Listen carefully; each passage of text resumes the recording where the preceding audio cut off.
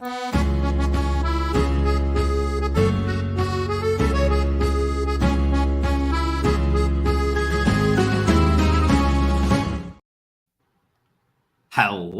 everybody. Mariner here, and welcome to Net That Haul on Game Week 21, or nearly at Game Week 21. We still have the inevitable Haaland blank to look forward to tomorrow night. Gabe, how are you feeling this game week, sir? You know, I feel fine. I feel fine. I was surprised to check live FPL today and realize that I'm on a green arrow despite the captain blank. So, but I don't think I have I probably don't have as many doublers as some other people do. So it'll probably turn to a red arrow, but I don't know. I'm not too bothered. And I really do think, I mean, we saw how Spurs just got destroyed up the middle, right? I mean, that's what Holland has, and hopefully KDB. You may not be aware of this, Mariner, but KDB was absent in practice in training today. So I know. This leads us into some of the preamble of the show. But yeah, I thought I'd wait till we went live on air to drop that one on you. You utter bastard! You just dropped that one on me. I can't believe it. Oh man. Oh God. Well, anyway, that's just life, right? I'm afraid that's just life. But that's not going to help the distribution for Haaland, surely. Look, I don't know. Who knows what the effect of that? I mean, losing KDB isn't. We don't even know if he's out, right? We just know that maybe, according to one report somewhere that's pretty credible, he wasn't in training. So let's just take it one step at a time. Fair enough. Anyway, so right, let's get on with this. But first, a little Mariner rant. Just when you think things are going well for yourself, Gabe, just wait before you tweet. I tweeted how well and how happy I was that Bueno got 6 points because I played him over White. And then what happened? White got 8. And I did actually learn from my mistakes because I was hovering over the send button on Twitter with Mitrovic. And then I really should stop swearing. Our friend, Mr. Mitrovic, decided to do what he did. And I think that cost me about 80,000 in rank points, probably. Probably those two decisions, probably around 80,000 points. But anyway, there we go. That's that. Now then, here's another point. But he's missed 3 pens this season, right? Yes, he's going to get sold soon. I might even bet on Tony. I see what you did there. But here's my other point, Gabe. What's all this bullshit on Twitter about content creators? I just want to have a quick little 1 minute discussion on this. I always thought that content creators were people who created for entertainment, for their own fun, for their own hobby. And if you come with us, then great. That's certainly the way we play it in Net That Haul, right? But we don't spoon feed. So how come a prominent snooker player decides to tweet to our mate, Focal, right? And have a little bit of a go about this triple captain? Honestly, this is what I've got to say about this. Get back and go and play with your fucking balls, boy, because I ain't interested in bullshit like that. That's what I'm saying, and that's my swearing for the day. Because quite frankly, if you're a content creator, if people want to follow you, more fool them. Especially me this season. You followed me last year, you did all right, but you won't do any good this year, probably, because what's happening to me. You're having a little resurgence. It is what it is, right? It's the game. It's a game. It's a game. I mean, yeah, I think that moment really, for me, there were two great things about that moment. One was going through and reading all of the response from the FPL community in support of Oscar, of FPL Focal. And some of the responses were witty and biting, and they were a real pleasure to read through. I went and so I enjoyed that, number one. And then number two, I mean, this is like an automaton complaining about its programming, where like it's like programmed to follow a certain thing, to like not make its own decisions. And then when things go wrong, it always has an excuse. You know, that there's no conversation to be had with that. You just have to like. No, I agree. But I mean, look, maybe getting a return tomorrow might cushion the blow.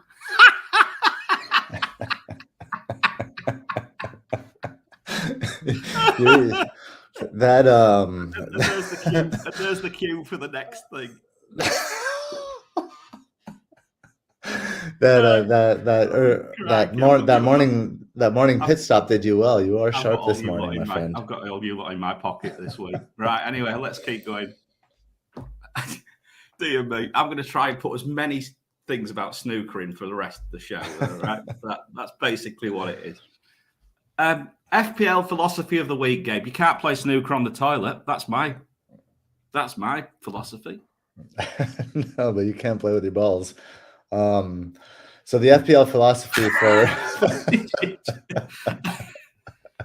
moving right along from that one, the FPL philosophy for the week, Gameweek 21. It comes to us from a in honor of our good friend Nima, who again isn't able to be with us here on the show this week. I thought I'd bring out a quite famous Persian philosopher, and by the name of Ibn Sina. Is the one? Pardon me? Is the one? Sorry, I mean, I didn't even know there was a Persian philosopher, let alone. Is there one? Yeah, there are many. No idea. This is maybe the third Persian philosopher I quote here in FPL Philosophy. So, yeah, I'm trying to get all around the world and have some good representation. So, he said, "The world is not the material it is made of, but the spirit that animates it." And the reason this quote stood out to me this week is because we have assets like Salah, for example, that the material, where I think of like the name is the material. It's like the brand Salah. Salah can't be a bad pick, but the spirit that animates it is defunct. There's like Liverpool are a mess. Salah is a mess. There are several like premium assets that are a mess, and it's the Kaoru Mitomas of the world, right? That are igniting and inspiring us because they're the ones with the life. They are animated, and price be fucking damned if you have 8 million in the bank. That is irrelevant because you have the animated players. They just happen to be cheap. So that's what I mean, I've got all this money in the bank. We'll spend it then. But there's no one to spend it on. Well, that's fucking FPL right now because there is no one you can spend your money on, right? Right. None. Exactly. Not even Heung-min Son. Look. Hello, Mike. I need to chalk me queue. That's the wrong one. It moved up. There we go. Hello. Yes, I'm pleased I didn't go for Son either. Same here. I threatened you that I would, but no. I just want to I didn't bring it up last week, but I'm going to bring it up this week. The saltier Heung-min, our friend Jurgen Klopp is getting the better. I am laughing more and more. It's very funny. It's a bit of salt on your steak there. Did you hear the rant about replays? Small clubs this, small clubs that. We didn't need a replay. Yeah, enjoy your replay, Jurgen. Yeah, no, I think Klopp is one of the big problems with Liverpool this season. Like the fact that he didn't play who is it the left winger Carvalho or Vieira on the left wing. I think he's made some tactical mistakes that I think are big problems. So yeah. Anyway, we're going to make some tactical mistakes if we don't get going. We're 10 minutes in. Okay, let's go. Shall we go? Right, matchups. You do the usual thing. Before you do that, though, should we just very quickly say hello to a few people in the chat and just get the usual rubbish out of the way? Yeah, so in the chat we have joining us today, we have Comb Bugler, Catherine A, Mike Halpin, Akshay, nice to see all of you. Steve Sedman's in the chat as well. And I think that's it. Well, there are a few other people. We have a total of 17 people. Do give us a like if you are enjoying this so far. We promise. Just give us a like now because it's all downhill from here. Oh, what a game to start with. Liverpool against Chelsea. This is going to be a very interesting game, actually. I've got a funny feeling. But first things first, we've got a little bit of an announcement, haven't we, with respect to the data? Because your mate Mariner has been burning the midnight oil, probably because the baby's not been sleeping, quite frankly, is the reason why I've been away. But anyway, there we go. We've managed to finally update the data. Do you want to explain? I mean, yeah, Mariner got busy with the numbers here, and now we have NetxG has been updated, and the shots goal predictor model has been updated to include home and away. Now we also kept the average just to see for comparison, because I thought I was surprised by quite a few of these, and it's just interesting to see. Sometimes like both teams will be worse or both teams will be better. Like one team's better away, one team's better at home, and so it's interesting to see. And the other thing that I want to pay close attention to is how the home away NetxG compares with the with your FDR Mariner. Looking at those comparisons, and now that home and away is factored into both, I wonder. Most of the discrepancy is probably in the goalkeeper, right. and so that would be interesting to just kind of see from that perspective. But yeah, let's get right into it. I think the other thing is it might be some weightings as well. I think we maybe weight things slightly differently as well. So I think that'll be the two main key differences. Right. Anyway, so Liverpool against Chelsea. Right. And here's the first interesting point. As much as I've just been slagging Klopp off, Chelsea are so bad away from home right now and have been battered on numerous occasions, similarly like Liverpool, quite frankly, that it's a very positive fixture difficulty for Liverpool, 3.3. Defensively, not too bad for Liverpool. That shows how bad Chelsea have been, quite frankly. Liverpool create tons of chances. At home, they're fine. I'm not worried about them this week. But look at the zones. They are bloody awful. And this is the first time I've really seen this. Liverpool are completely off the boil. There is just this home Anfield factor, I think, doing it for the fixture difficulty, quite frankly. The ball being sucked towards the cop, so to speak. The trouble is it's been sucked into the cop rather than into the goal. And also the headed matchups are actually pretty good for Liverpool as well at 3.3. Gabe, what's your side saying? Yeah, a little more demure over here, right? We're looking at, if we're comparing the average versus home away, look at Liverpool average 1.6 versus home away 1.4. So that's quite interesting. And while Chelsea obviously they drop, so Liverpool attack, they're looking at this as worse at home, but I wonder if that's Chelsea's defense that's maybe better away. Maybe they sit in deeper or something like that, more in a shallow way, because the matchups are factored into that.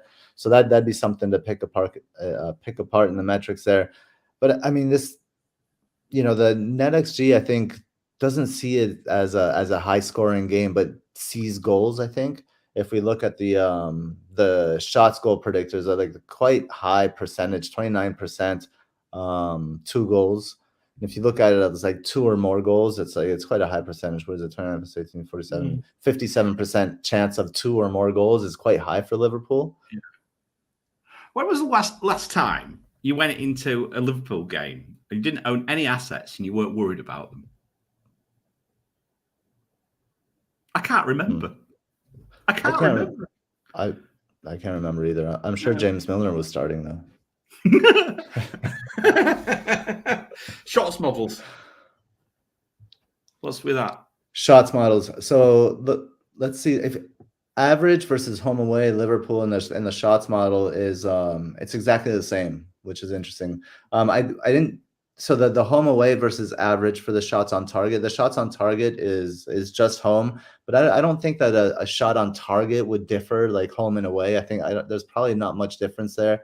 So probably not even worth looking at. Right. Okay. But notice. I mean, it's almost the same for Chelsea as well. Like they're quite similar. So I don't know. I could see this game being like a 2-1 Liverpool or something like that. Yeah, very interesting. I mean, the FDR does suggest goals for Liverpool. It probably, maybe. I mean, if I was pulling a number out of a hat here, I would go with Liverpool to win 2-0 here. I think they could even keep a clean sheet against Chelsea. Maybe not 2-1. Even Chelsea at 0.7, positive point. Yeah, a slight little 0.7. Well, actually, what the hell am I on about? I need another coffee. I don't know about a clean sheet. Right. I think 2-1, but I think Liverpool might get the edge. I think Liverpool can get the edge. Yeah. I think Potter could be in even more trouble come this week. But that said, it seems like they're going to stick with him, which if that's the case, that's fine. You know, could be worse. Could be a Scunthorpe fan. Disgusting. Absolutely. Lower league football right now is a disgrace. There is the ownership of teams in these lower leagues is absolutely outrageously bad in many senses. How many more teams are going to go to the dogs because of assholes owning them? I mean, it's horrible. Read up on it. If you Scunthorpe are our biggest rivals, or they used to be our biggest rivals at Grimsby. You know, they celebrated us getting relegated out of the league. We celebrated them getting relegated out of the league. But I'll tell you what, I don't celebrate what they're going through right now with a massive tax bill and this, that, and the other. I feel very, very sorry for them. Have a read of it. Go and read up on how bad Scunthorpe's owner has. Gambling debts of millions. Honestly, the bloke's an absolute asshole. Right, anyway, enough said. That's another little rant. I just want to get that in because I think sometimes, and because we've got an international audience, right? Sometimes I don't think people realise what's going on further down in the football pyramid. Go and read about it. Just read how bad it is. It's awful. For sure. Right. I know you like that sort of stuff. Yeah. I do love that stuff from football, like everywhere, like any division, any country. It's important to see and know what's going on. Absolutely. Anyway, that's enough said. But yeah, hopefully Scunthorpe get out of this mess. I really hope for the best for them. So just quickly to put a pin on the previous matchup there, Mariner. Which players would you be looking at? Do you think in Liverpool, Chelsea? Obviously, we don't own any Chelsea attacking players, so we can skip that. Oh, okay. But in terms of Liverpool, like those with Salah, do you like Salah in this matchup? No, I don't like anyone. Look,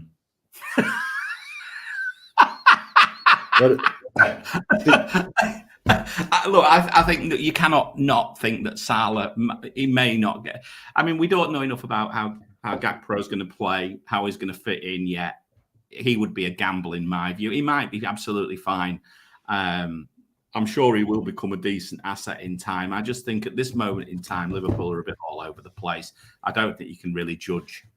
I don't think you can really judge them at this moment in time, and therefore Salah's that lowly owned. We don't have to bust ourselves going across to him, even with that fixture difficulty. I wouldn't be bringing him back in right now. So I have him, and it doesn't feel good to have him. I want to get rid of him, but it makes more sense for me to roll this week. But I just don't want him. I want Mitoma. I want to go sell out of Mitoma. Have 8 million in the bank. One free transfer. Have 8 million in the bank. Let it burn a hole in your pocket. And on cue, and right on cue, we need to move on. Sorry. More snooker things. You're right. Anyway, Bournemouth against Forest. Well, we haven't got many assets in this game, so we're not going to stick on this very long. But I think it's always worth just looking at what the numbers say. Yeah. Basically, Bournemouth really likes Bournemouth at home on the net. On the NetxG, certainly your side of things, you're very positive on Bournemouth, I suppose. Yeah, look at the shots on target goal predictor. 81% chance Forest has 0 goals, 19% chance 1 goal, Yeah. and 0% chance. To such an extent, it broke the calculator. I couldn't get it to put 0% in. That's why there's some hashes there. So that's crazy. 81% chance clean sheet for Bournemouth is just hilarious. Yes, there we go. But you know what? Forest are actually turning a corner. Mind you, it was Leicester. Let's face it. But I'm pleased that Forest are actually starting to dig themselves. Hell, they might even stay up. There's some real shit in the bottom of that league right now. So, but Forest away from home are bad. They're bad. That's the thing. They're so bad. They're bad. Is Solanke injured? I think he was out, wasn't he?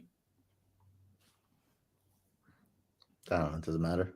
Nah, Ferguson's a better third option now. Sure. Although we'll go on to that in a bit. Right. And we're on that now. Leicester against Brighton. Okay. Fixture difficulty. Pretty neutral.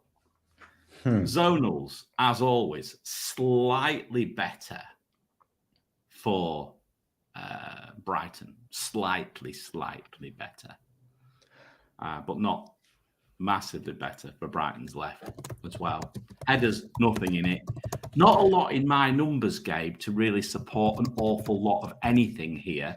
NetxG, though, you've got Brighton with quite a big green number. And having the fact that I've actually seen Brighton's numbers out further as well, Brighton are actually treated quite well by all our models going forwards. What's your take? Well, I mean, really quickly, I think who was a Combe Bugler in the chat did mention Gibbs White, and Gibbs White is playing a little bit. He's playing kind of out of position these days, and if he can remain that, I think Gibbs White could be an interesting asset there. So good shout for Gibbs White.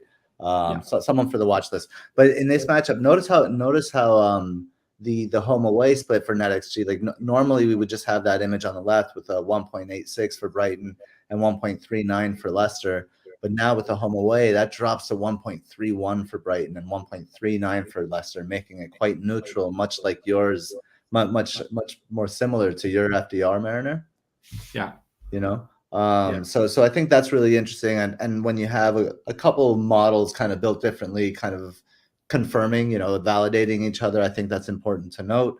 So maybe a more muted affair than we would normally anticipate from Brighton, especially since the restart. Or maybe Brendan Rodgers is shit and Leicester is just shit, and Brighton will just keep coming, and they've produced XG and produced numbers against everybody, against the biggest teams. So that could happen as well. And I would kind of bet on the latter. And the reasoning I would give myself to bet on that ladder is in the shots models, because I know Roberto De Zerbi is going to set them up to if you look at the average shot since he's come in, it's ridiculous.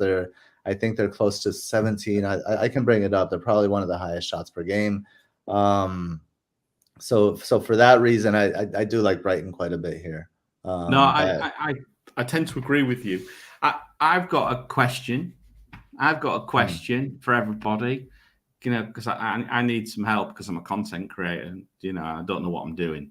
So, who do I play this week? Ward or Kepa? That's an interesting one this week, because do you know what? I look at this and I see Brighton with only a slightly positive fixture difficulty. Leicester are better at home. Yeah. They're still bad. Don't get me wrong. I think I'm going to play Kepa because I think I'm going to go for the saves and hope. And but the trouble is, I'm not quite sure. I can see maybe 3 points, 3 or 4 points for Kepa, perhaps, if Liverpool decide to have a load of shots.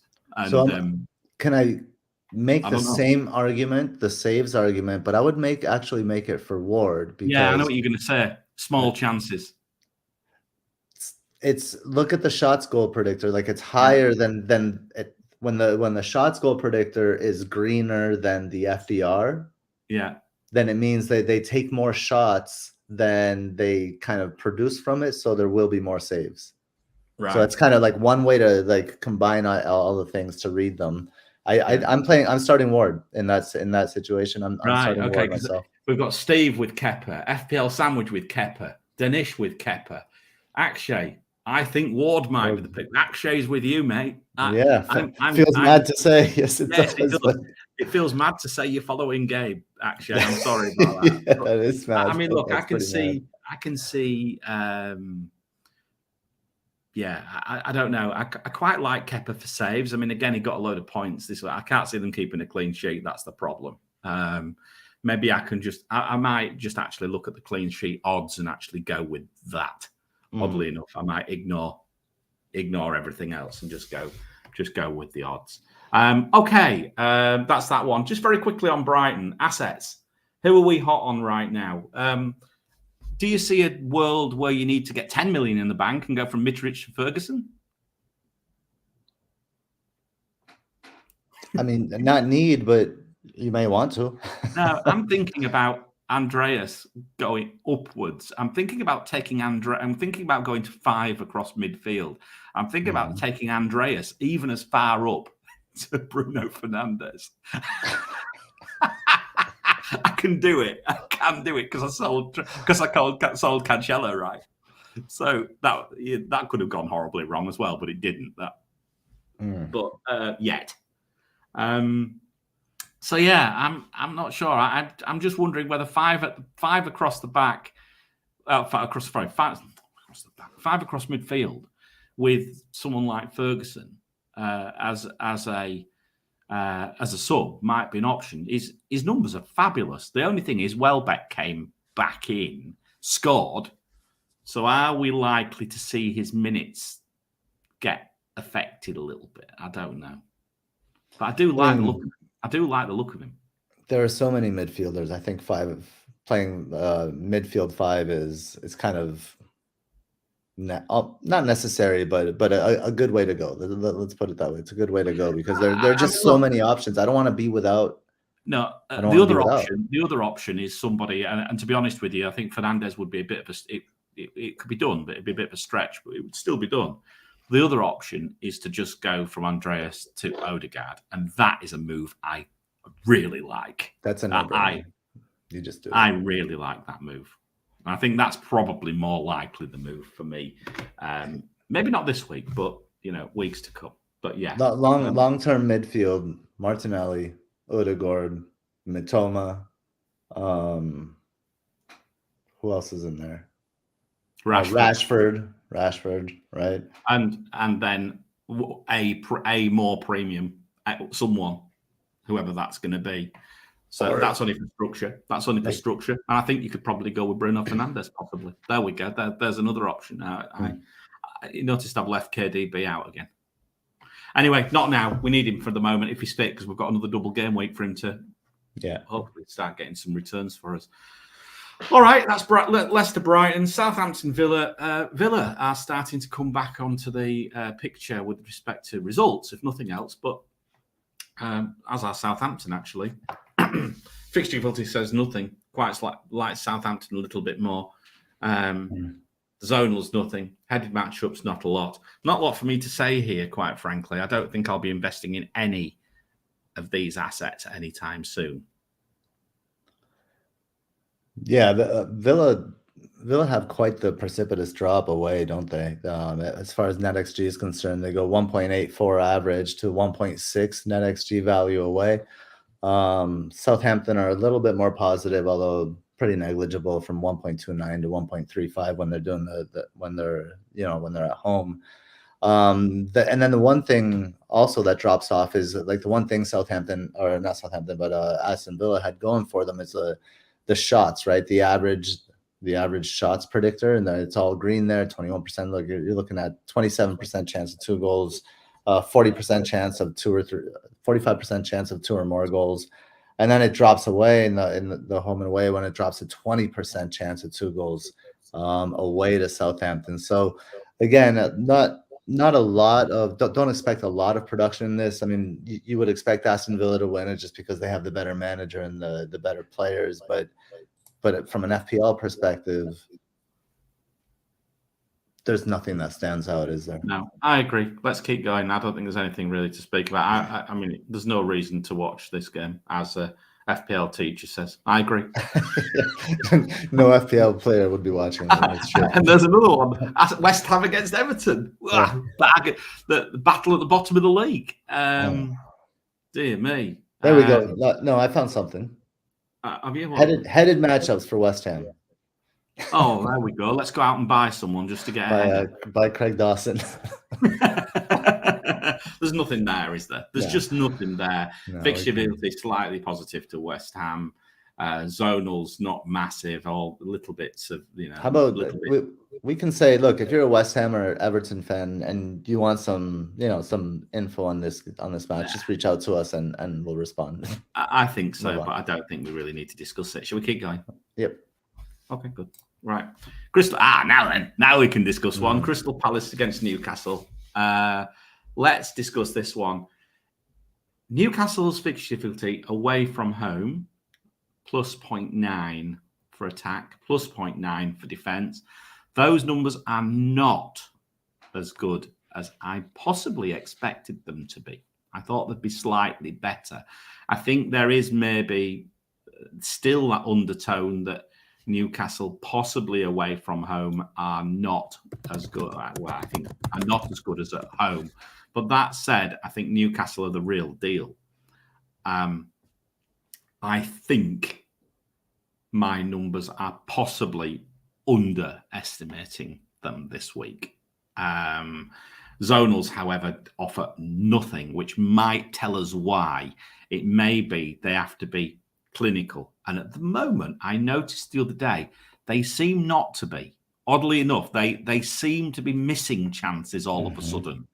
And that worries me, given the fact that the zonals don't really suggest there's going to be an awful lot of chances created. I have a decision to make on Almiron this week. Or in the next week or two. I've clearly broken him since I brought him in. Are we seeing a turn on that? And is it time to go someone like Almiron to Odegaard? Do you know what I mean? It's going to be one of those. I know it's and FPL Sandwich, good man. Thanks for pointing this out. I am so detached from FPL right now, given so much going on in my life. I'm not taking any Fulham assets out yet because there's likely to get a blank in Gameweek, playing Gameweek 25, which is a blank. Good point. That's a very, very good point. And I think it's something that we do need to consider. But I haven't even thought about my chip strategy yet. I'm not even giving it a thought, apart from binning me triple captain because I wanted to get rid of it. Because I thought, like you eventually talked me into this idea of Haaland might be injured. So that was the reason why I went with it. But yeah, where are you with Newcastle? I've sort of like disappeared off on a tangent as normal. But where are you with Newcastle on the NetxG side of things? Yeah, I mean, slightly more difficult matchup away than the average, but not by much. They're still creating a lot and getting shots off. But like you said, their finishing has certainly the quality of their finishing has certainly dropped. I think the number of shots are still there, but I think that's evidenced here. I don't know. The shots on target goal predictor still looks quite favorable, even though it is a drop off, obviously from the. I'm comparing it with the average, right? So if we look at 3 or more, we're looking at 13% for shots on target versus 27% for just regular shots. So I think we've seen their finishing diminish, and I've seen them drop off just like from an attacking perspective as a team. And I wonder if they're transitioning to this kind of winter middle part of the season where they're more defensively oriented. They're more pragmatic in their approach, and they're less flying like they have been.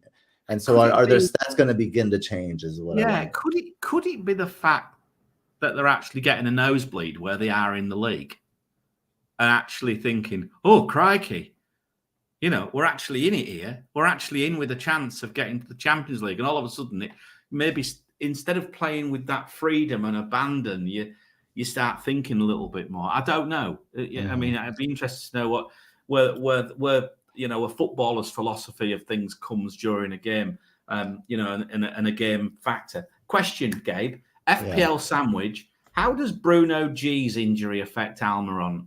You're the coach. You know Newcastle probably better than, well, certainly better than me. I'm sure we've got people who know a lot more than about Newcastle than you. But what's your perspective? Yeah, I think it's a big deal. Bruno G. What Bruno G does is he's responsible for switching the point of attack quite quickly, right? So when they jam it into a corner, for example, on Trippier's side on the right side, then he's like the safety valve, and they like bring it back to Bruno, and it's quickly on the other side, and that's why you've seen like Joelinton be productive because of those balls that he's able to like he just pulls the strings. He's the puppeteer, and without that, I would imagine they could play more counterattack, right? They could go more just straight, like sit in a shell a little bit, go straight out the wings, and then kind of like diagonal curling balls into maybe Isak runs and Callum Wilson runs and stuff like that. So it could be a little bit of a change in style. Instead of going through the middle there, just go wide more immediately. Yeah. So Maximan's fit again. Well, for a while before his leg falls off again. So he's fit. Isak's coming back now. Obviously, going to be brought back in slowly and scored. Callum Wilson's doing Callum Wilson things as usual. Yeah, it'd be an interesting one. I think I don't think I'm going to do an awful lot this week. I think I'm certainly going to see how Almiron does this week. But he is now just starting to make me. I was very happy to bring him in on my wildcard, I've got to be honest. But yeah, as usual, I bring someone in, as Akib said on Twitter to me in our strikers keepers group. I didn't respond to him because I was that pissed off because he blanked. Basically says, "Oh, Chris, you've broken Almiron." Well, yeah, I broke a load of players this year, but anyway, there we go. That's another topic. Yeah. Okay. So let's see. Not a lot to say about Crystal Palace. Not much at all. I'm not really interested in Crystal Palace assets at all. I don't think. Yeah, I mean the 2.8 is nice for Trippier. The 2.8 on the right. Yes. Yeah, but saying that, everyone owns him now, so it's really boring. I actually think the only way you can actually get anything out of Newcastle's defence now is to double up on them. That's it. You don't get any points from Trippier. All you're doing is protecting your rank. And I think, do you know what? This is what I noticed. I looked at the EOs. Do you know what my bloody template of my team is right now? 91%. How bloody boring is that? And I'm chasing. It's because all those people are following you because you're a content creator. Yeah. They're copying you. Newcastle defenders. Question from Colm. Here we go. Trippier plus who? Botman or Shah? Oh, it's Botman. I think the value is just there. You don't think Shah's got more attacking threat? He hit the post the other day. He has some. There's no doubt he has some, but his score is a little buoyed by some early attacking returns. I think it's game week 1 and game week 2. He got 2 attacking returns, maybe a free kick or something like that. So I wouldn't be, but the savings is just too obvious with Botman. Money's no object. Money's no object right now. But that can change, right? What if the premiums start banging? If the premiums start banging, you know what? I reckon I'd go Shah. I reckon I'd go something different. I'd probably do that. That would be my way to try and find some form of differential in there. Actually. Yeah, I think going with 2 is differential enough. And Fabian Schär is just, I don't think he's worth the price. But if the premiums start banging, you're going to want that 0.5 if you want to go freemium or even a formium at some point. For small parts of the season, right? Bloody hell, formium. Where the hell are we going to get that from? Is there such thing? Are there 4? I'm not even sure there are 4 anymore. Well, there are so many enablers that I think it could make that possible at some point. Yeah, true. But I mean, look, in this world, if Matoma keeps doing what Matoma does, you could end up with Matoma and Andreas, and then you could do what the hell you like. You could end up with a nomium. Right. What's one of them? Right, let's keep going. Leeds against Brentford. Right. So Brentford are away. And Brentford have a positive fixture difficulty. That is not so common. What? I mean, I'm so detached. I'm halfway around the world as well, which doesn't help. So I don't really read the news. I still don't know what the hell's happening with Tony. He keeps scoring goals. We don't know what's happening with regard his various charges, shall we say? As far as I know, I've not seen any news. He's still playing. Tony is right up there on my algorithms. He is clinical right now. The numbers support him. 2.4 attacking fixture difficulty. Zones don't, but he doesn't need it. That's the one player who doesn't really need any zones to be able to get a return, in my opinion. He literally gets a chance and he puts it away. You know, very cool on penalties. What do your numbers suggest? I am officially at this moment in time, I can see what will happen. I'll bring Tony in and then he'll get suspended for 12 weeks. But, you know, I am quite interested in him right now. Yeah, I mean, NetxG for Brentford drops from 1.86 average to 1.61 away here at Leeds. So that's quite a big drop.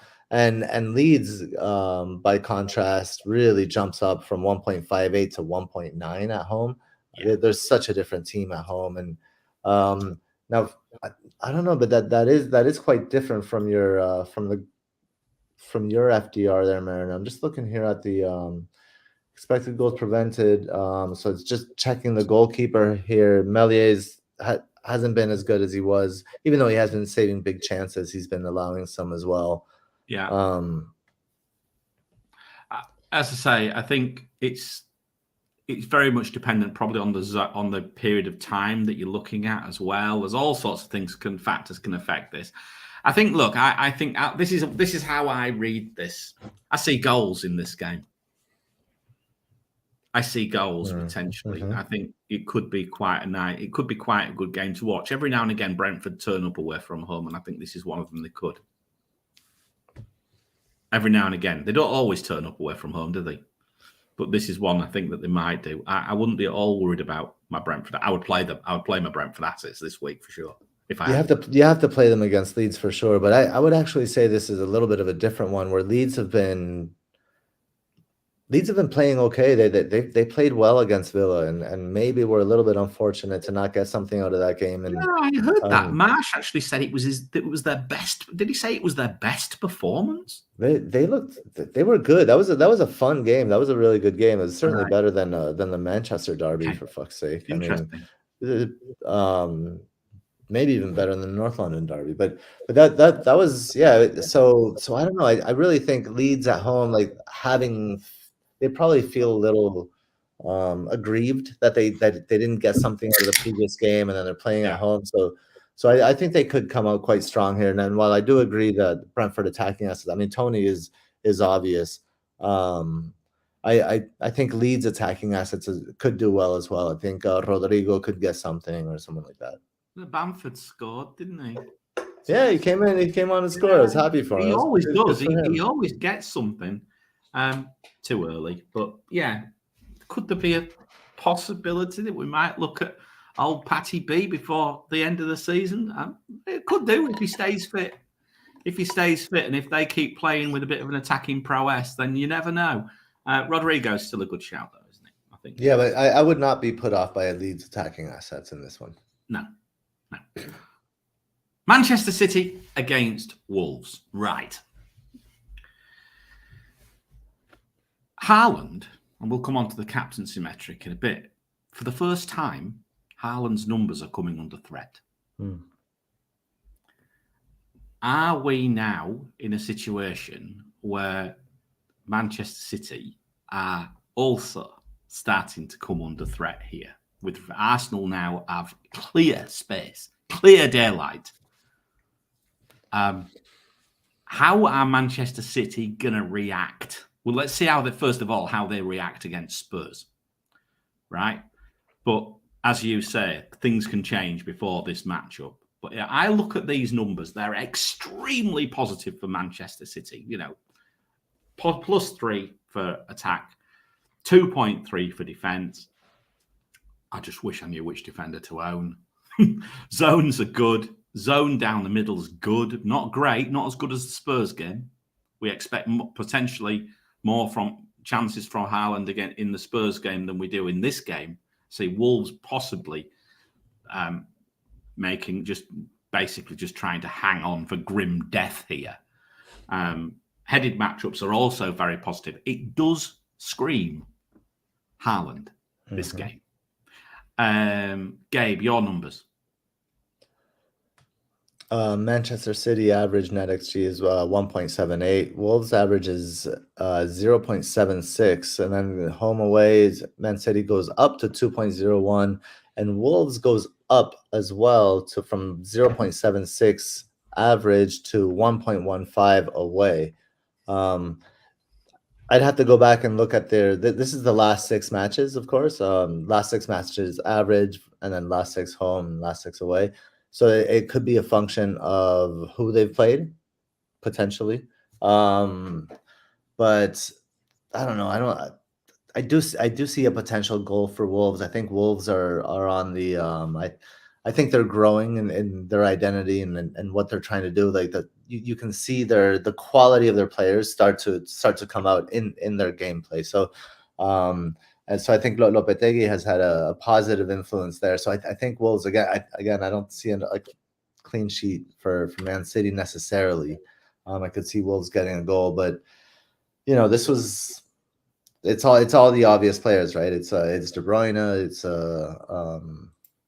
it's Holland, it's the headed matchups. Yeah, this is the Andy Martin fixture. Is it? It's the when he triple captained De Bruyne. It was against Wolves, I believe. Right. I just want to. But the only Wolves player I'm remotely interested in by the looks of things is Daniel Podencio, as I used to call him. His numbers are pretty good, and the thing is, if Wolves start to create, if Wolves do start to create a little bit more, his percentage goal involvement is involved in 1 in every 2 right now, and his expected involvement is about 0.4 per game, big chances 0.4 per game, 1.47 per shots in the box at this moment. This is since game week 15. So, yeah, I mean, that's data from Hub, by the way, just to give them the shout for that.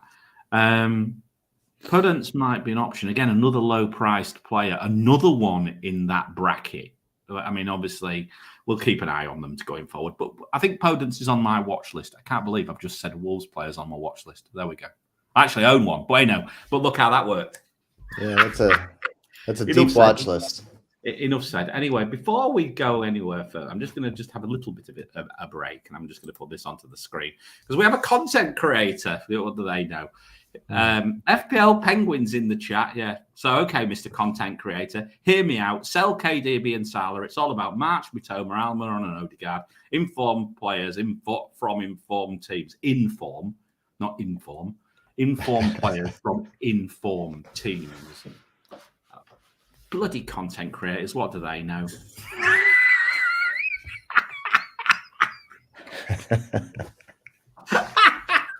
I love him, really. I'm only taking the piss as usual. You know what I'm like. Yeah, I mean, I don't know. I look at this and I still see I'm always a bit about structure, and the thing I always worry a little bit is about needing to make sure you've got that ability to move around somewhat.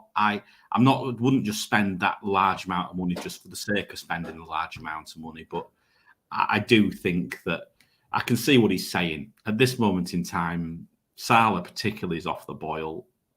KDB might be at least got a return, didn't he? But if he's injured or something like that, then what? Son, we don't really like at this moment in time. Manchester City's more premium assets at the 8 million bracket. We don't know who's going to start. Are we at Bruno Fernandes? I think we are. I think we are. I actually think we are. That's the 3rd time I've mentioned his name. Anyway, right. And we haven't even gotten to United yet. Hey, and we've not even done United yet. No, that's right. Anyway, bloody content creators. Look, here we go. Oh, here we go. Arsenal against Manchester United. Now, this is a game. Don't tell me it's the late game. Don't tell me it's on late, because I won't be able to watch it if it's on late. They always put these games on late. Pisses me off. It's not the last game in the week. Is it not? Fulham Spurs is the last one. I don't even know what time it's on. But look, let's look at these numbers, because I think this is a game that we are very interested in as FPL players. Arsenal's fixture difficulty positive 1.4, defensive positive 0.6, not that positive. Zonals, not an awful lot. Interestingly, these zones, they really are low this week, aren't they? Have you noticed how low the number of chances are? I think a lot of this, is actually teams cancelling almost cancelling each other out. Yeah. I see this, oddly enough, I have a sniff of a low-scoring game week. I'm not sure if you're with me on this. I feel this is, if you can sniff a differential out this week, you could do very nicely. But I don't see massive scores. But that's just me. Unless City go off against Wolves, I don't see massive scores. Which could happen. And in that vein, don't take hits. In weeks with low scores, hits can really hurt. Like if a hit is 10% of your points for the game week, that could be pretty bad. Yeah.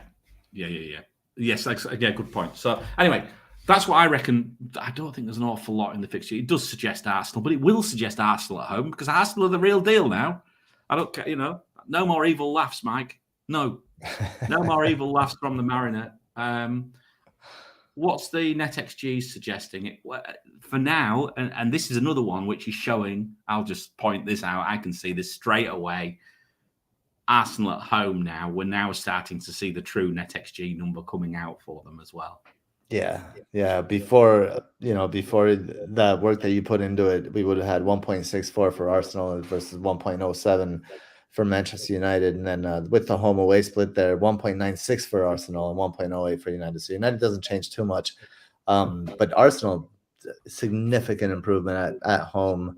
I guess it likes Arsenal a little better than your FDR, and it's supported there by the shots models at least. The average, interestingly, the average versus the home away are quite similar. There's no difference between those two models. And the shots on target model is a little lower than the shots model, but it likes 20% chance, like 1 in 5 chance of 3 goals. 33%, 1 in 3 chance of 3 or more goals against United is still quite high according to the shots at home there. So, but I probably wouldn't go that high. I could see Arsenal scoring. I think Arsenal could win by 2 goals, maybe 1 goal if United could get one, but I just see a 2-goal win by Arsenal. So. I probably also see an Arsenal win, but I will definitely play Rashford. You can't not. He's just involved in so much. Yeah. These days. I also own Shaw, so I know that I'm going to be putting myself under pressure because I've got defenders against attackers this week. And I haven't really got enough, and I've only got 1 transfer. So we'll have to see what's going on with this. But Arsenal assets, are we... Saka's getting returns still, more expensive. We've got Martinelli, who blanked this week. I didn't watch the game. It was the middle of the night, so I missed it. So I don't know whether Martinelli looked any good. I can't comment on that. But I own Martinelli. I'm looking at Odegaard. I think... and I own White. I think that is still a very cheap way of getting what I want from Arsenal. What about you? I see the need to own 3 because we've got a double game week coming up. So which 3? So that's the question. I want my 3 Arsenal assets to own would be Martinelli, because I've owned him since the game started. So at 6 million, he's just I can't let him go at this point. He's just too good of an asset for that price that I paid. Odegaard, best player in the league so far this season. So I think he's obvious. And my third one, I think I would go for Eddie Nketiah. I thought he could have had a brace against Spurs. I think every game I've seen him play, I think he can score, even when he hasn't scored it. So I'm impressed with him. You'd go triple attack. That's I'd go interesting. I'd go triple attack. I have to say that is potentially the highest risk way of doing it, because I think the hedging bet here is to go for a defender in there, to be honest with you. And I think I would play that differently. I would go with 2 for that reason. 2 attackers, 1 defender. Yeah. Because I just think Arsenal's ownership, I don't know what Arsenal's combined EO is for defence, but I've got a feeling if they clean and you don't have one, it doesn't matter what you've got in attack, you're actually taking pin. For everything you might gain, you end up losing something, right? So we have 49 people in the chat. I wonder what you all think. Put like use A for attacker and D for defenders, and put like 2 attacker, 2A, 1D, or 1A, 2D for 2 attackers, 1 defender. Or if you would triple up, you know what you would do as far as our 3A. So yeah, 3A's or 3Ds. 3A's, not 3Ds. And if you put 3Ds, then you're a complete tool, by the way. So yeah, don't put 3Ds, please. Right. So I just wonder what people think. I like the triple up on attack, but I agree with you. That is the riskier way to go. You could hedge with it's easy. It's quite easy to hedge with a Ben White. So. Mike Halpin, there we go. Someone who knows about and that. He's a gunner. So 3As. Yeah. I can see why people want to do what you're saying. I don't get me wrong. But I just think that I like the idea of owning a defender. And I just think, again, it proved 8 points from White, bonus points.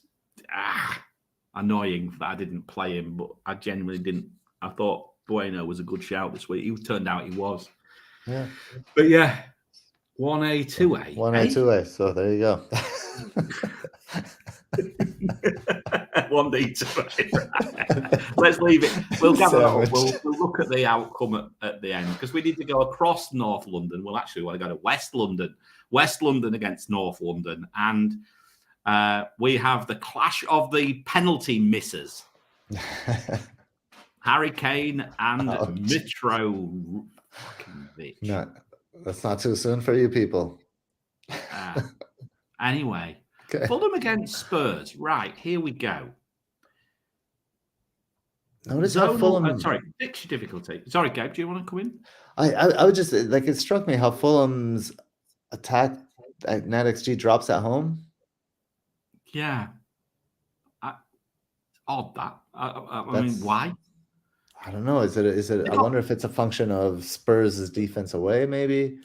We'll have to maybe look into that one a bit. But I mean, look, from my perspective, I wasn't too surprised. Fulham are, I think, virtually the worst defense in the league right now, with respect to chances, which our system, I think, looks at more than anything. Right, big chances, particularly. I'd have to double check that, but my gut feeling tells me that. Spurs plus 1.9 away for attack, minus 0.1 for defence. Not a lot on the zones again. Again, the zones don't support the fixture difficulty this week. That is the problem with all this. If you're looking at numbers, you don't see where the chances are coming from. Right. You know what I mean?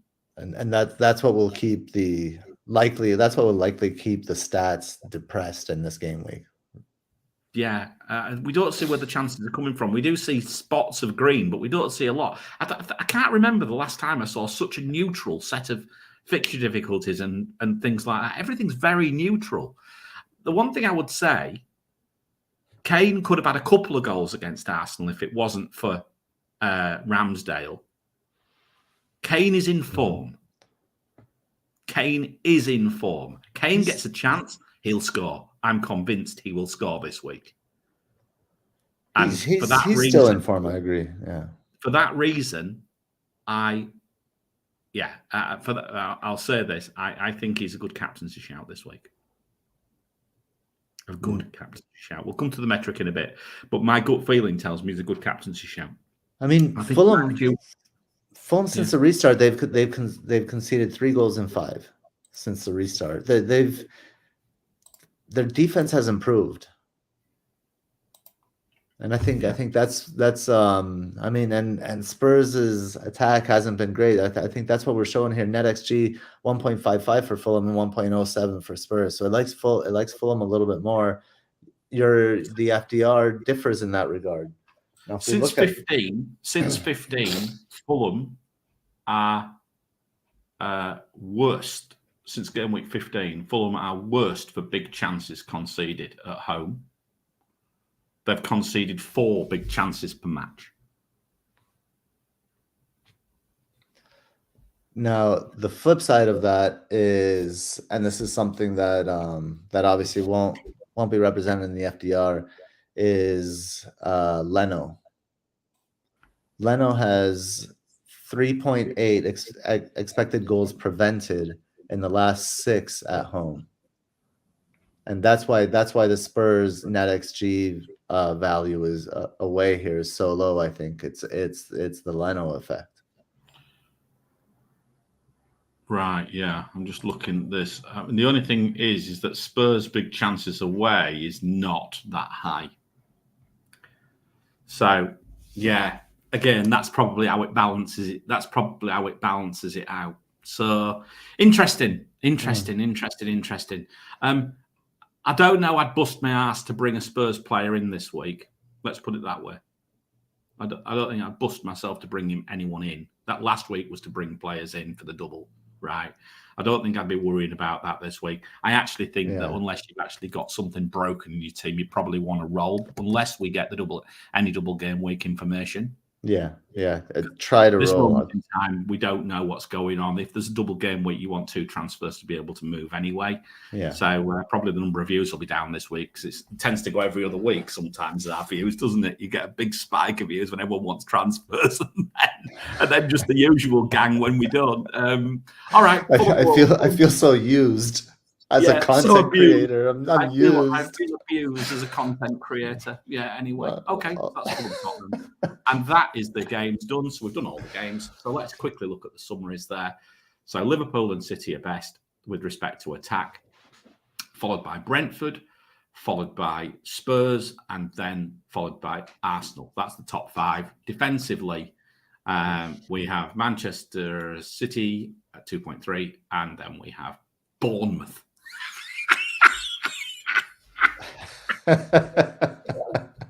As someone who likes Forest, that's fucking awful.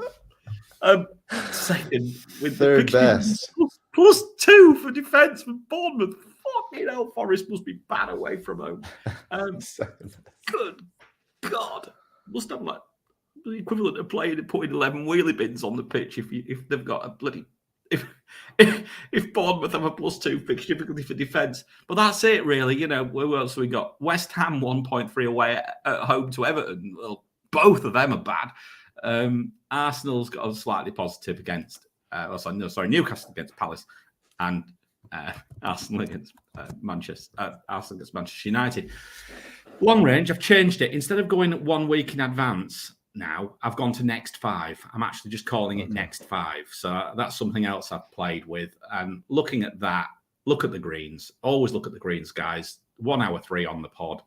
The best teams with best fixture difficulties going forwards are Manchester City, Manchester United, Liverpool, Arsenal, Newcastle, Brentford, and Brighton. They're your 6. Spurs, maybe not, but Kane is still putting a lot of. Kane is still doing Kane things, and let's face it, what else can we spend our money on right now up front? Nothing. Keep it in the bank. Nothing. Save it for a rainy day. Defensively, Arsenal sitting at the top. This is why I think Arsenal defence is probably needed from my perspective. Manchester City, Spurs as well, about the same. Notice Manchester City's numbers are depressed. I think that might be a continuing thing. Really quickly on Manchester City, because there will be a lot of talk about Haaland's numbers and how they've dropped off a cliff and all of that. When you only touch the ball about 9 times a game, or on average 7 to 9 times a game, when you don't score, your stats are by nature going to be non-existent. Yeah. That's fair. That's just how it's going to be with Haaland. Yeah. No, I know. He can still score a hat trick. Correct. He can. And probably will against Spurs. Well, we'll see. We'll see. It'd be an interesting captain. It might be a little bit more interesting captaincy this week. It probably won't because everyone will just herd onto him. But you can, I think, I'm not saying I'm going to go against him either. But what I am saying is that from my perspective, his numbers are nowhere near as good as they were. And this is not just 1 week now. This is over a 6 or 7 week period, right? Yeah. So yeah, his numbers are not as good. All right, zonals, as we've said, a real heap of nothing, quite frankly. I haven't seen these zonals as low as this in a long time.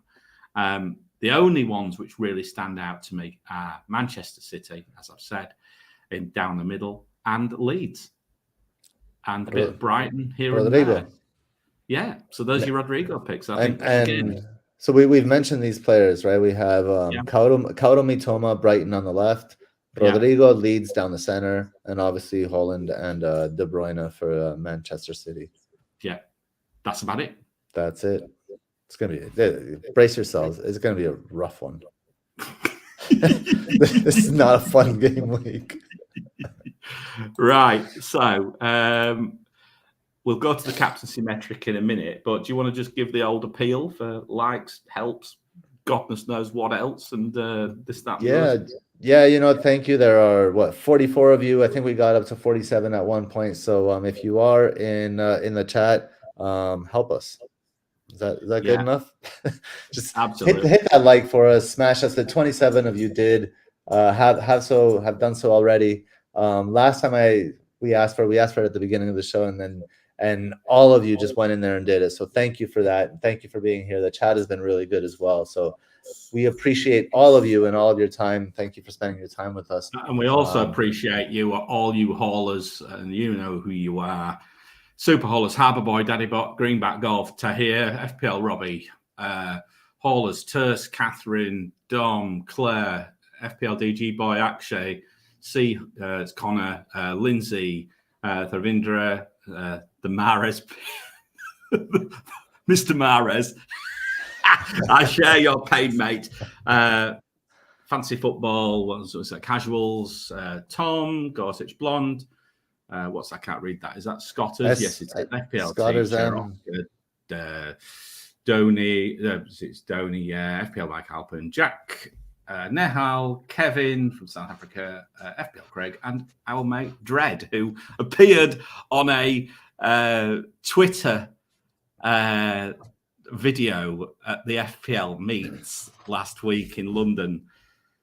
Absolutely loving life. I honestly, if you ever get the opportunity to come to London, Gabe, for one of these FPL meets, just find Dread, because the guy is an absolute legend. I absolutely love him. And if you don't follow him on Twitter, go and follow FPL Dread, because he's just such a nice guy. Yeah, he's great. Enjoy yourself.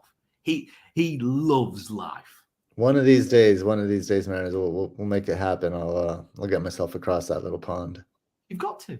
You've got to get yourself there. If not, we'll have to we'll come across to Phoenix and do a meet there. Okay.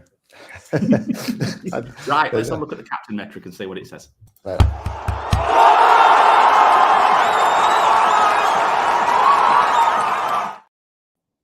I told you it would throw a curve ball, and it has. It's thrown Kane out. And look where Haaland is. He is nowhere. The numbers all of a sudden have gone against Haaland. Mm-hmm. All of a sudden. And it's like his returns, his big load of returns at the start of the season have now fallen off the end of the list with respect to the number of matches we go back on. So Haaland is nowhere to be seen. And the last time a player dropped like a stone, it was Salah. And he stayed down there, although he's now crept back up a little bit. But yeah, very odd. Salah over Haaland this week. If you were looking at it, Kane top, right? I have to say, I did have to check the numbers, but Kane's last 6 minutes top. The one thing about Harry Kane is he plays 90 minutes, right? 92 for hauls. Remember, 100 is best. 96 for returns. 92 for points. Your NetxG it likes at 90. There's a NetxG it likes. I think it did anyway, unless that number's wrong. I think it's right. Fixture difficulty 88. Anytime returns 98. Expected 98. Zonals is that. I think the NetxG actually takes into account, in fact, I'll tell you it does. The NetxG takes into account his ownership, his involvement. That's why it's changed slightly. Yeah, he's top. Odegaard starts second. Odegaard now. That's huge. Another player who has really come to the fore now. And if nothing else, if you don't use this metric for picking your captain, use it for picking your players. If you don't own Odegaard, I think we've got to be on him. I think he's priority number one for that fourth midfield spot, fifth midfield spot. Yeah. Salah, 91. Salah there, 91. Tony, 90. I'll tell you what. I'm telling you now, I know this metric. If that minutes could put Tony top. That minutes could put Tony top. Tony is a good captaincy shout this week. A good captaincy shout. That's interesting. Trippier's sat there at 90. He's just solid. The only defensive option for a captaincy right now. But then we come to Haaland. Haaland's minutes are down 70. They're improving, right? If you change Haaland's minutes to 94, the same as Kane, he is not top. He is not top. In the past, he has been top. Right. If you then look at his hauls and his returns and his points, and I've put the red box around it so everybody can see on the screen, 64, 64, 68. He's not in form. He is not in form. Now, can he change? Of course he can. Will he change before this game week? Possibly before we get to our deadline. He could definitely change because if he scores a hat-trick tonight and his minutes are 94, he's back top. That's where we are. He is a big haul away from jumping back up. Yeah, I mean, if you look at the hauls, Kane and Salah, they both have 2 hauls in the last 6, and I know this is the last 6 data here as reference there, and Odegaard has 3 hauls in the last 6. So if Haaland jumps back into that conversation, then you can see him, and that's kind of why that's why he's this auto captain, because regardless of the stats, it would never surprise you if he got a hat trick. That's exactly the point, and that's where the game week predictions sit. Look, 98, 100, 100, 99. Across, if you look further across, fixture difficulty 98, anytime return 100, expected points 100, zonal involvement 99. Yeah, it points to a Haaland captaincy. If you're looking at past, you avoid Haaland. If you're looking at recent past, you avoid Haaland. If you're looking at present, or if you're looking at predictions, you go Haaland. So I have a question for you. The big issue we've got here is Haaland's ownership. It's just potential suicide going against him with a home game against Wolves with a positive fixture difficulty. Yeah. That's why I like this metric, because I can put Kane on this screen and then Captain Haaland and then glow works because it doesn't hurt me if it doesn't. Yeah, exactly. Teacher mentions here in the chat Trippier captain for a 9-pointer, and I don't think that's a bad conversation. Like, he seems like the safe captain. He's 100 percentile on returns, so that adds safety that he's not going to blank on you if you look, and he's 92nd, so he's had 2 hauls in the past 6, just like Kane and Salah have, except he just returns more consistently. So you could make an argument that for Trippier this game week. I would make an argument for Trippier more at home than I would away, if I'm honest with you, and I think that's where I would. That's why. But I mean, he is clearly consistent now. He is the only defender of any consequence who is worth. There are other defenders in this metric that are nowhere to be seen. Nowhere to be seen. fixture difficulty for Liverpool as a for their defence is the basic second bottom now for defence. Liverpool's defence. It's just awful. So our usual suspects of, when you used to see Trent up there on the metrics, that's the thing of the past right now, and it'll take at least 6 game weeks for that to change, in my view. So no, it's an interesting topic. But look, Haaland is probably still going to be massively captained this week, massively captained. Yeah. But what I'm making a point of here is I genuinely think now this metric's going to go away from doing its usual, from doing what it's done for some time. I think now we're going to see some different captains pop up for a few weeks. I think maybe even a few ultra differentials. So if you fancy it, why not? But I have to say, I mean, owning Haaland is one thing. If he's up at 180% or something like that, and you just own him, you're still going to take a load of pain, right? Yeah.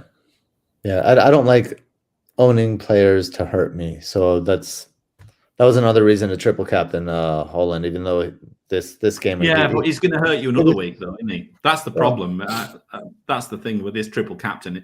Whether you wanted this week or 23, because I think a load more people will unload triple captain in 23, but maybe not now. They might hold it now, because if he's not in form by the time we get to 23, then people might actually go, maybe I might play it on Rashford. That wouldn't be a bad idea if they get a double game week. I think Rashford might be a shout, but there we go.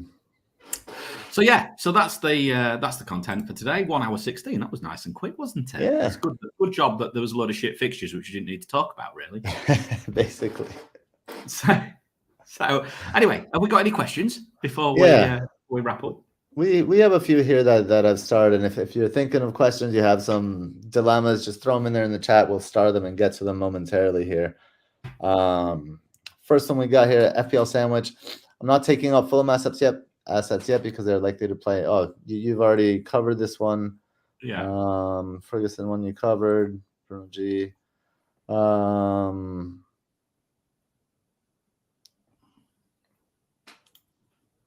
FPL Teacher, I own Ward and Leno. I don't know who to field. Ward or Leno? Ward or Leno. Where are you with your numbers? I mean, Leno at home versus Spurs. I think Ward. You think Ward? Based on the numbers, based on what we've talked about today. I think in order for Leno to, I think Leno would have to, come up big with saves, which he has done at home. So, right. I'm going to look at my goalkeeper algorithm and see what it throws out. I'll go with what it says here. Ward or Leno, who's the first one appears? The next to each other. That's how tight that one is. It's really tough. Yeah, 1 week. Oh, in fact, they're equal. They're both equal. In fact, maybe Ward. If I actually take the decimal points away, it's Ward. I just put a decimal point. It's Ward. So yeah, very very tight indeed, I would say. Okay. Let's see. We have a question from Dawn Black Dragon here from our Discord. If Liverpool double in Gameweek 21, other than Salah and Darwin, is there any other Liverpool attacking option? Gakpo as your fifth mid, Trent as your fourth defender. Week, I think that was a question from last week, actually, oddly enough. Is that last week? In any case, it was. They probably won't double it. It won't be announced now, so they're not going to double in 21 so that's not going to happen. But is there any Liverpool assets we want? The answer to that, I think, is quite frankly, right now, no. I'll say I think Gakpo is interesting. Throw Gakpo on the watch list. But bear in mind, you've got to then uproot your existing midfield. Who are you going to take out your midfield right now for him? If it was a forward, of course, I get it. But he's not. He's a midfielder. I'd take Mahrez. Oh, well, yeah, you own him, though. You're a fool. You should never have owned him. It's your own stupid fault. I mean, yeah, it's like you've got a slot. But I mean, there's not many people went down that route. No, that's going to be Odegaard, and I'd rather have Gakpo than Salah, for example. That could hurt us again, though, right? That could really hurt. That could hurt me because you watch him haul tomorrow. But look, from my perspective, and look, I'm probably as template as it comes when it comes to midfield to the team right now at 91% template. What a load of shit that is. But who am I going to take out? KDB, no. Martinelli, no. Andreas, no. Almiron, no. Rashford, no. None of that bracket. Why would I want to take any of those players out right now for Gakpo? I just don't see it. No. So I just think Liverpool are not really in the conversation at the moment. It's very strange. It's a very strange time with FPL when Liverpool are not in a conversation. But we had this the other year where Liverpool defence were not in the conversation, but the attack were. But now they're not in the conversation at all. And as I say, for the first time in ages, I don't have to hide behind my sofa every time Liverpool play if I don't own someone like Salah. Yeah. Very odd, isn't it? Very odd. Very odd time. Yeah. So we have one, and then there are a few new ones here in the live chat, but here's FPL Jones bloke. Leno, just an interesting data point there. Leno has 2 less points than Pope since game week 17. Bonus magnet. He really does. He's been playing out of his mind, especially since the restart, but since game week 17, like you said. Let's see. Here we go. FPL teacher. Warder Leno, we just covered that. Mike Halpin. Almiron or March? Oof. Almiron or March? Yeah, I mean, look, I've not seen a lot of. I've seen March's numbers. Now, again at this moment in time, the player I called out last week, I thought was Gross. I thought Gross was the player on which is sort of like popping up within the statistics. But March with his returns is last week maybe comes into the conversation. At this moment in time, though, I think I would still just give Almiron another week or two. That's basically where I am. I until I get a double game week announcement, until I find out where these double game weeks start to go, I'm probably going to do nothing. I think nothing is the call, unless you've got something broke. Yeah, I don't know if he means to start. Well, if he means to start, or to bring in. Look, what do our fixture difficulties state? If he means to start, let's have a quick look. Hang on. Let me move that way. Let's see. Newcastle 0.9, not much there on 2.8 on the right, 1.8 in the center. So not very good kind of in the half space where he plays. Newcastle 1.61 NetxG. So it's so not great. Zonals support. March is on the left, right? March is on the right. He's placed down the right. He doesn't support him then. So and that's why, again, that's another shout for Matoma. If you're thinking March or Matoma, I much prefer Matoma. He's a better player. Yeah, there we go. So, okay. But I meant to say Newcastle. It's not really falling over itself for Newcastle either, is it? No, it's not. So yeah, I would prefer the Brighton player. And I would go with Matoma over March. Okay. Next question from Connor Hunt. Another goalkeeper question. Kepa or Pickford? Everton and Poole are both shite. No doubt about that. Kepa or Pickford? Right. This week. Pickford. Go Pickford. I don't know. This week, Kepa. And I think, I just think, again, probably for saves more than anything. Yeah, Pickford might not get you the saves, but West Ham can't score. And True. Kepa could get you West saves. Ham I mean, they're both away, aren't they? But yeah, they're both away. The numbers which I mean, again, I'm just looking at this metric. I just think that, I tend to follow it for this goalkeepers. It only looks at certain aspects, but So I mean, yeah, Chelsea minus 3.3 for defense. Everton minus 0.6 for defense. Yeah. Pickford.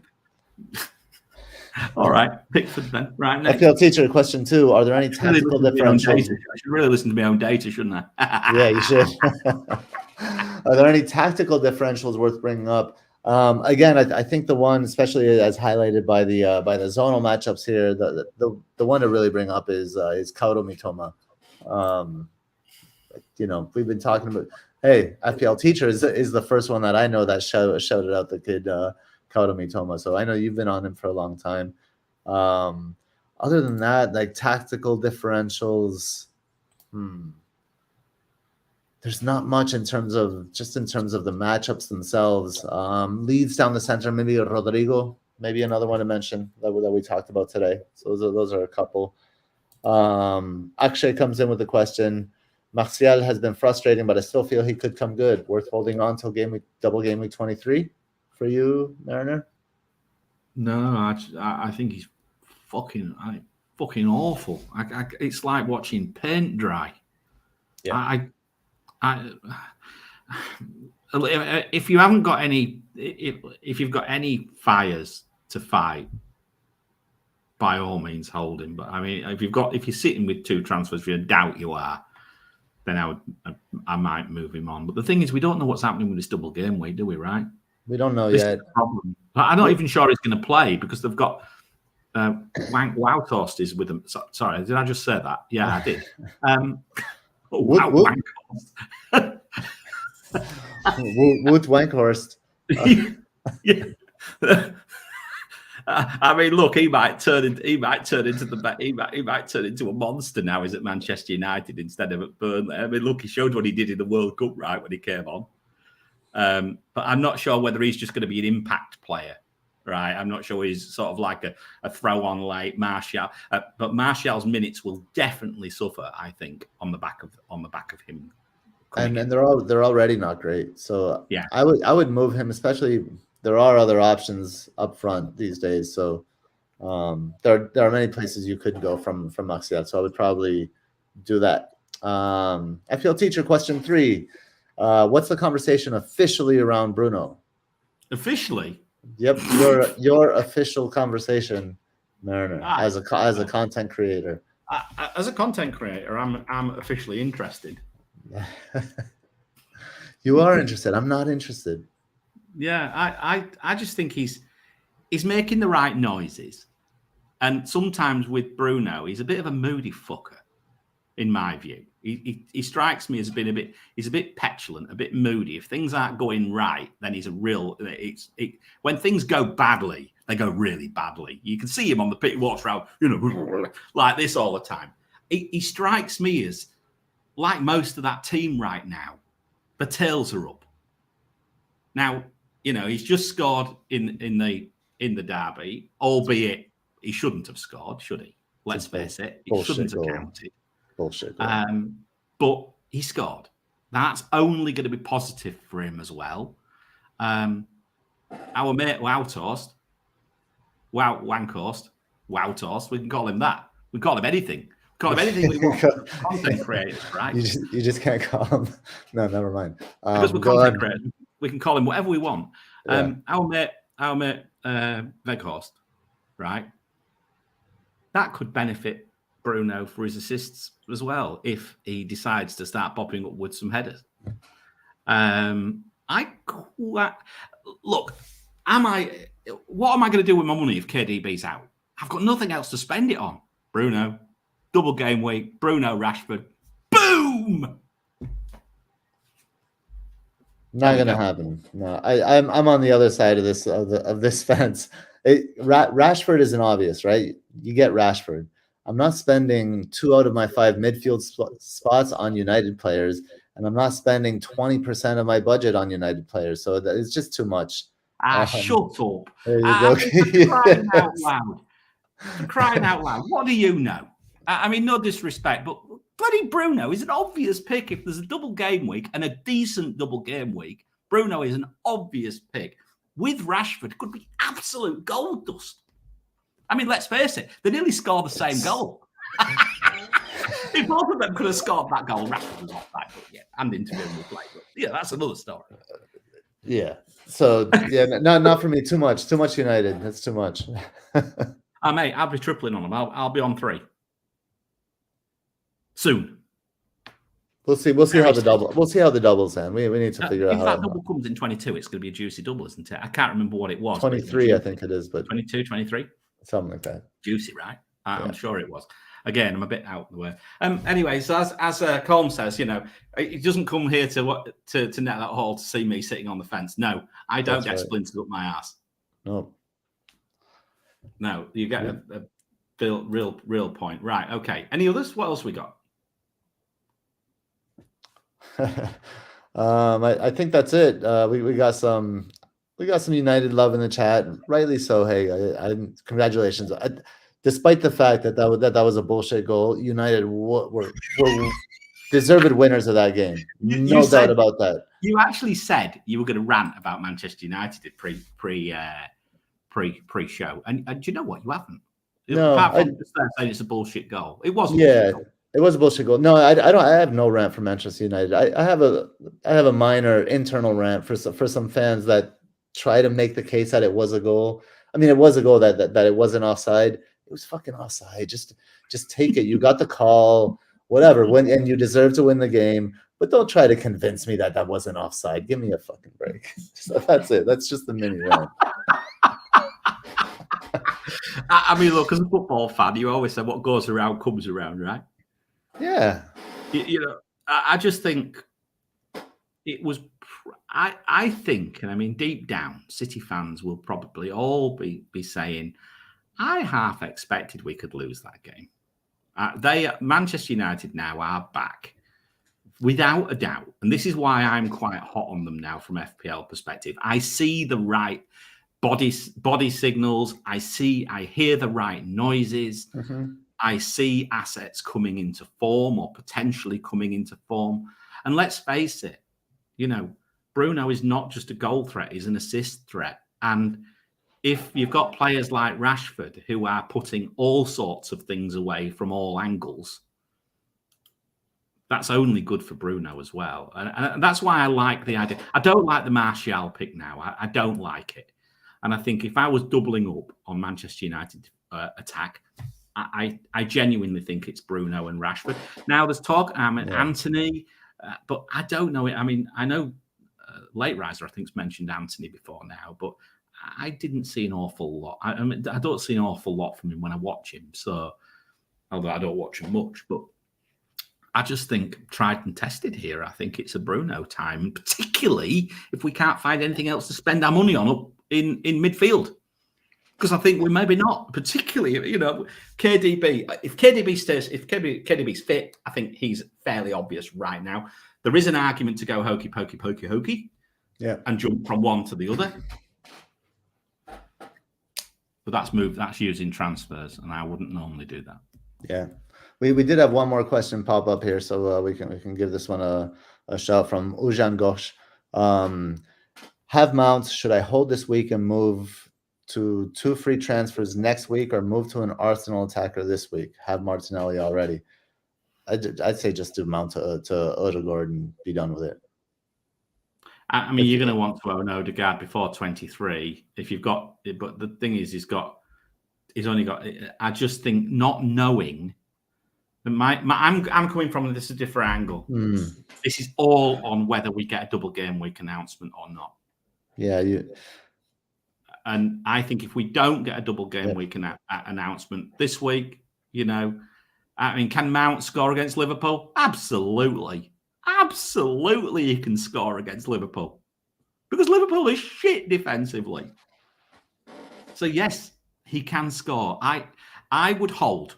And I would play him.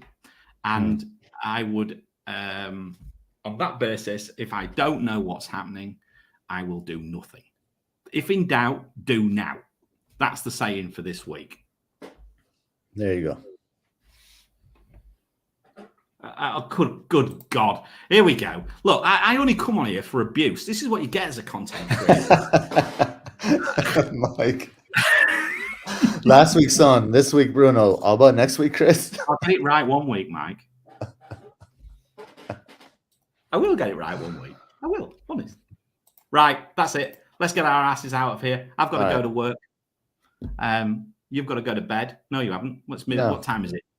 It is 4:45. You're not Nima. You're not in Nima's time zone. You've still got the evening to look forward to. I'm gonna head out to happy hour soon here. Happy hour? Happy you going hour. to the pub? Sure. Do you know what? I haven't had a drink in 304 days. Wow. 304 days. That's madness. Good for you. Good for you. Yeah. It's amazing what heart attack does for you. Yeah, exactly. I think if I had an heart attack, I'd still have been drinking. I think there would be a few restocks of the wine fridge would have occurred by now if I hadn't had a heart attack. But anyway, there we go. Anyway, enough said. Right, shall we go? Yes. I think we don't need to say much else. Thank you very much, guys. If you dare, oh God. Oh, it's true. It's true. You got from last week. Don't give me this bullshit, bloody gooners. But that was 2 weeks ago. You recommended them. You went from Havertz to Son to fucking Bruno. As I said, I will get it right one week. I'm entitled to. We're all entitled to things. I mean, for crying out loud, you've been bloody. How many times have you been tortured by Harvey Barnes over the years? It won't get you this year. Probably. No, I'm just being tortured by Mars. Here, I'm going to go do a dread here. So by hitting the pub. So let's get out of here. Go do a dread. Yeah, go do a dread. Whoops. There we go. Put it up twice, even just to enjoy it even more. So nice. Put it up twice. All righty ho. Yeah. Have a good game week, guys. Green arrows, please. What else to say? If you haven't already given the stream a like, please leave some comments as well. If you really like us, subscribe. And if you really, really, really like us and you want to get more of this data, which Gabe and I spend all our bloody lives on these days, then please become a hauler and show us some love, as Dredd would say. And apart from that, I think it's time to go. Take it easy. Bye-bye. Bye, everyone. Bye.